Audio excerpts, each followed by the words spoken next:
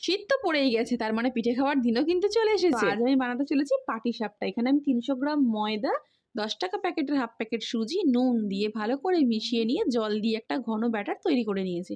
এদিকে একটা পাত্রে গরম জল করে তাতে চিনি দিয়ে একটু ফাটানো এলাচ দিয়ে চিনির শিরা তৈরি করে নেবো। একটু আঠা আঠা ভাব হলে ভাববে চিনির শিরাটা হয়ে গেছে। এখানে আমার ব্যাটারটাও তৈরি হয়ে গেছে। কড়াইয়ে একটা তাওয়া বসিয়ে নিয়েছি আর ঘি দিয়ে করব পুরোটাই।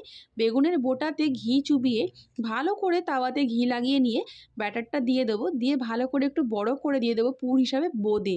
হ্যাঁ, নারকোল দিয়ে কিন্তু করছি না, করছি বোঁদে আর সন্দেশ দিয়ে। ভালো করে দুপিঠটা মুড়ে দিয়ে দেবো রসে।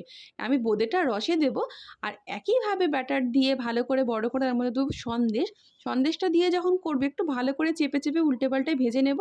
আর সন্দেশটা রেখেছি শুকনো। আমার দুরকমভাবে পাটিসাপটা কিন্তু তৈরি হয়ে গেছে। তোমরা কিন্তু জানাবে নারকোল ছাড়াও বোঁদে দিয়ে আর সন্দেশ দিয়ে কেমন পাটিসাপটা টেস্ট হয়েছে। অবশ্যই কিন্তু বাড়িতে তোমরা সকলে ট্রাই করো। কমেন্ট করতেও কিন্তু